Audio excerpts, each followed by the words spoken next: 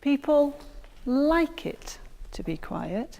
They enjoy the calm atmosphere. They like the architecture, but they like listening. Listening to the birds in the trees, listening to the Minster bells.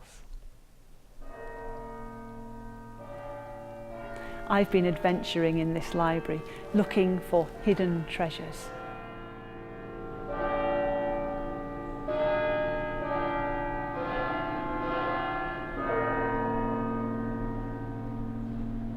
I've been working for about a month in the York Minster Archives, Collections and Library, developing a creative piece and a creative response to those collections. See, an oak tree, tall in a Yorkshire forest. I'm a creative practice researcher, so my research outcomes aren't always papers and articles that go into journals. So the outcome that I've developed from this piece has been a short piece of performance and an invitation to you to go on without me. And that's the title that I chose for the piece. Their son said of his father that he would ever choose to put some fit book into my hand rather than enter into any express discourse. Of his mother, he said, she was wont to be busy with scripture as if it was some glove upon her fingers' ends. As if it was some glove upon her fingers' ends. We worked with Kirsty and she spent some time in our collections and library and archives, rooting around, going through old documents and trying to tease out some of the stories that were encapsulated in those objects. People don't really know that the old palace is here, and they're not aware of the fact that York Minster has collections. People don't think of the things that they see around them as being collections in the way that you might do for a museum. Gaze upon drapes for a royal bedroom. It's a short performance of about 20 minutes, which finishes with the audience being given a map and invited to go and explore, to consider what they can use in these archives and in these collections. It's not about what I've discovered, it's about the questions that they want to ask.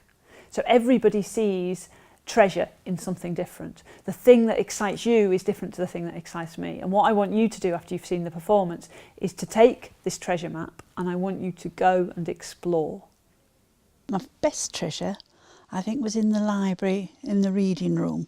It's a book on Tudor York. And the first page I opened it at told me about a gentleman called Lord Roos who would visit in York. He was there to some of the estates in the area, and because it was his first visit, the councillors decided that they would entertain him, and they entertained him on a dinner of pike, of which it cost them £3, 13 shillings and 7pence in 1522. They obviously wanted to impress him.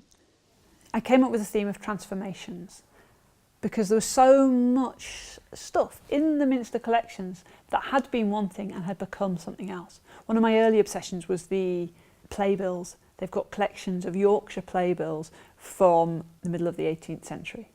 These were little bits of ephemera that were stuck up on walls and then thrown away, and they've been transformed into a sort of treasure by being bound and being saved and being looked after. The first one, which I love coming in and looking at, is on the way up the stairs.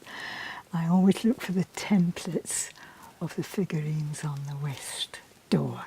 You can see them so much better from inside, and they're clearer, and the expressions bring back the stories.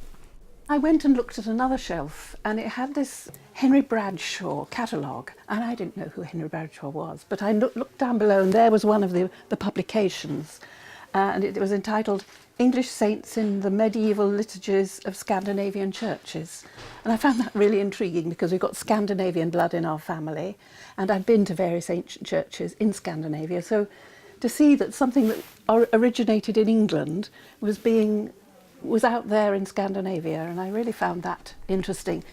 In between these different stories of things that have been transformed, I tell stories about things that I've found in the Minster. Other stories of transformation, but things that I can't show you in the performance, including a ball gown that's hanging up in one of the chapels and a book that you might be able to read that will tell you something about Frances Matthew, who was one of the founders of the Minster Library. She gave the gift of books to the Minster, and those books are the foundation of the Minster Library.